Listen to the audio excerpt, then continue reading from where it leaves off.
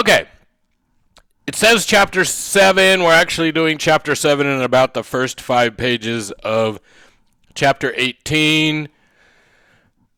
We need to talk about comparative advantage and international trade, in part because we need to talk about comparative advantage in international trade, and in part because macroeconomics is about this big picture. And that means we can't talk about things in isolation. As we go through the next few chapters, we can't talk about, well, we do this and assume that what happens in the United States is not affected by what happens in the rest of the world, that there aren't linkages between our country and other countries. There's important stuff that we need to see in the big picture. And if you're wondering why I put this volleyball picture up there, because it's international. Number 16 is from France, number 6 is from Norway, and number 5 is from California. So 3 foreign countries represented there on the volleyball team.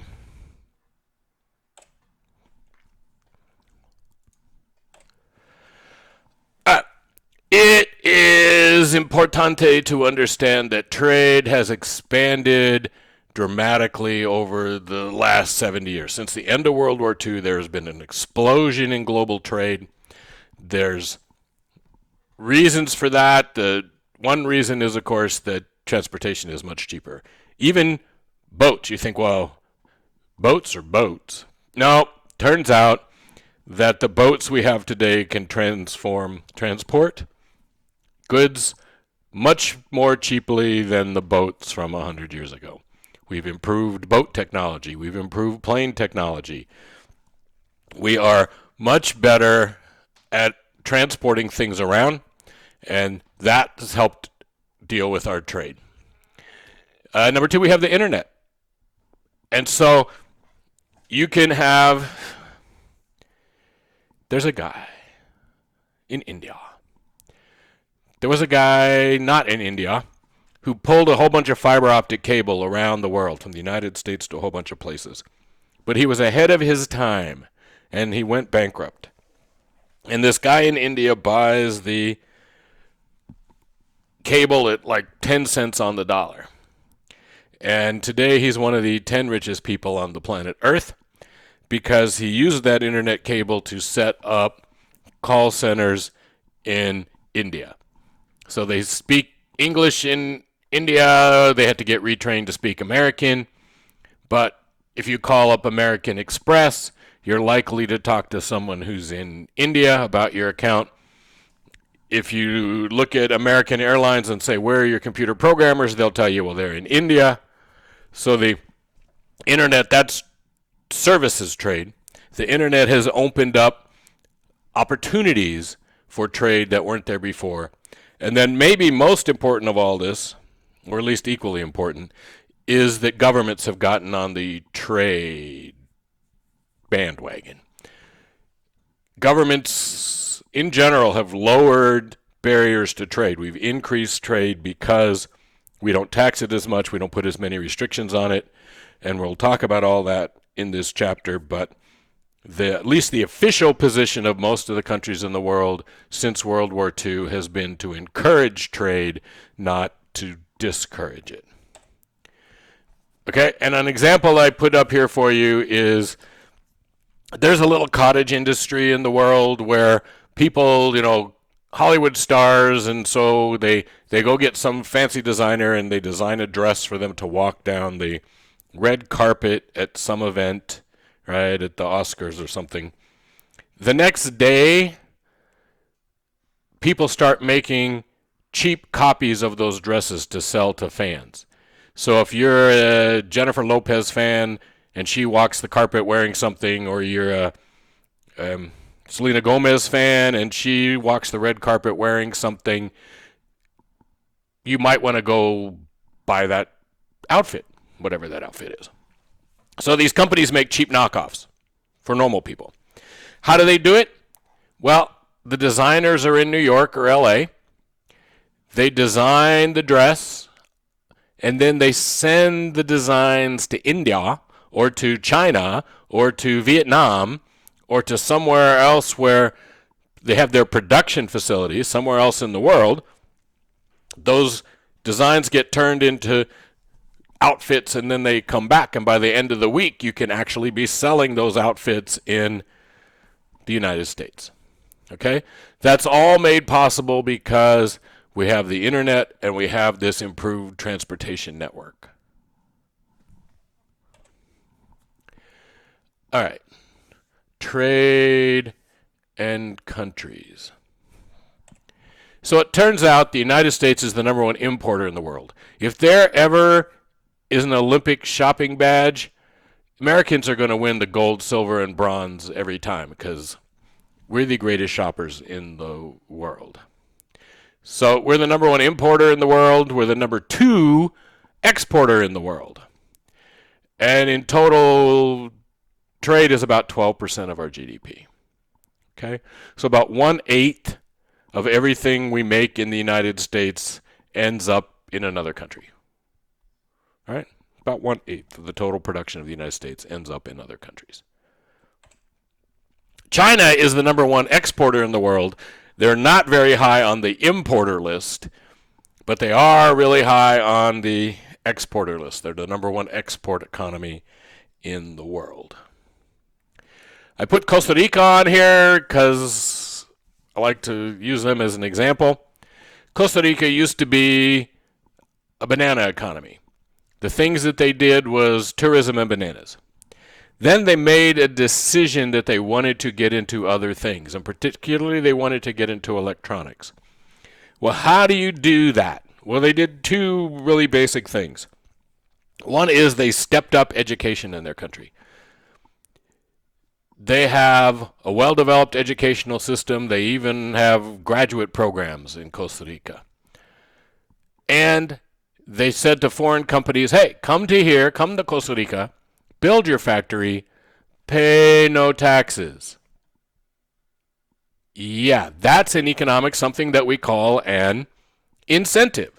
So companies like Intel in the computer biz and a dozen medical technology companies built facilities in Costa Rica. And there's a lot of electronics production that happens in Costa Rica because of the government's emphasis on changing the basis of their economy. They still export a lot of bananas. People still go there for tourism reasons. But their number one export is now electronic components, and particularly the health industry related gear that is produced in Costa Rica. Exciting. Yeah, it's exciting. All right, a quick review. We've seen this before. Top guy, Adam Smith. Bottom guy, David Ricardo. Yes? And they're the ones that produced our basic theory that tells us how we should trade and why we should trade. Remember that beneath all of this theory is the simple idea that trades are voluntary. That we don't trade with somebody else because we have to. We trade because there's some advantage to us. So if General Motors says we want to buy the steel to build our cars from Korea and Brazil, there's a reason why they do that, and they're choosing to do that. Okay? And it must be to their advantage to do it. So if Korean and Brazilian steel is cheaper than U.S.-made steel, it is to their advantage to buy this steel from other countries, and they're going to do it. It's voluntary. Both sides then win. General Motors wins because they can build cars for less. The Korean and Brazilian economies benefit because they get to export steel. That does not mean that everybody wins in that deal, because obviously the U.S. steel companies aren't going to sell the steel anymore, but they're not part of the trade, right? The trade is between General Motors and Korea or General Motors and Brazil. Both of those sides of the deal win. So Adam Smith told us about absolute advantage. He said if you're better than somebody at something and they're better than you at something, you should both specialize in what you're good at, maximize your trade, and everybody wins. All right? Specialization. Ricardo there comes up with a theory of comparative advantage. And what comparative advantage does for us is it says you don't even have to be better at one thing, and they don't have to be, right? If you are better at everything, there is still a gain to be made by specializing. Now, you might not specialize in one specific thing. You might still make a lot of different stuff, and you specialize in some things. But this idea of specializing in trading applies even if you're better at making everything, which nobody really is, but okay. So if we don't trade, if your country does not trade at all, you're an autarky. Do you like that word? There aren't any of these. But theoretically, if your country decided it wasn't going to trade with any other countries, you would be an autarky. Exciting, yes. So you specialize in what you're good at, right? So the United States, we do a tremendous amount of biotechnology. We're very into all the biological sciences. We do a lot of stuff on that. We design computer chips. We design computers. We do a lot of high level, right? We don't grow many bananas. We don't have the climate really that, right? If they plunk a bunch of banana trees down in Iowa, you're going to have a bunch of dead banana trees. Okay? We don't make the computer chips. We design them, but we actually, most of the time, don't produce them. There's some computer chips produced in the United States, but most computer chips are more like commodities now, and they're produced outside the United States. So we specialize in things that we're good at, and in particular, you want to specialize in things that you can make a lot of money on, and there's probably more money in biotechnology than there is in bananas. Probably. Okay? Remember that we're not saying that when we trade and we emphasize trade and we specialize, that every single person and every single entity is going to win. Okay? When 2008, the Democrats are deciding who they're going to run for president, and the choice is Hillary Clinton and Barack Obama. The two of them go and have a debate in Ohio. So you have Hillary and Barack, and they're debating in Ohio. A report had just come out, and both of them, by the way, both of them said, if I'm elected president, in the first 6 months that I'm president, I will renegotiate NAFTA, the North American Free Trade Agreement. Okay? Because NAFTA didn't have labor provisions in it, it didn't have environmental provisions in it, and it was missing some other stuff, but mostly environmental and labor provisions. Well, a report comes out right before the debate from one of the universities in Ohio, and what it shows is that NAFTA actually in total was good for Ohio, that it actually had increased the number of jobs in Hawaii, increased the number of jobs in Ohio more than it had decreased. So some people in Ohio lost their jobs because of NAFTA. Other people in Ohio gained jobs because of NAFTA. Ohio had increased its amount of trade it was doing with the rest of the world because of the North American Free Trade Agreement. Okay? And there's not just, let's be clear, there's not just the North American Free Trade Agreement. There's a Central American Free Trade Agreement that the United States is party to.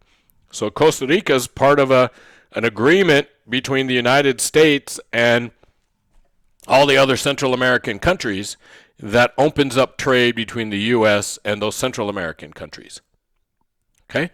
The United States has trade treaties with almost every country in the world. The Obama administration did a new one with Korea right before President Trump took over. They did a new one with Colombia right before President Trump took over. So we have over 100 different countries that we have free trade agreements with. Okay? So the interviewer who's running the debate says, shouldn't we be careful if the data are showing us that having the North American Free Trade Agreement is actually increasing the number of jobs in Ohio? Shouldn't we be cool with that? And of course, their answer involves winners and losers. That's those people who lost their job in Ohio because of NAFTA. They need retraining, they need support, they need help, and the people who are better off should be willing to help the people who were displaced. But the agreement is not everybody wins. There's always trade-offs, right? So this company was operating. Now this company can't operate in the United States because Mexico's cheaper and there's nothing to stop, right? Imports from Mexico. But this other company over here, their market expands because they can sell stuff to Canada now. They can sell stuff to Mexico. They can get cheap parts from it, right? So these things are complex, and in fact, there are going to be winners and losers.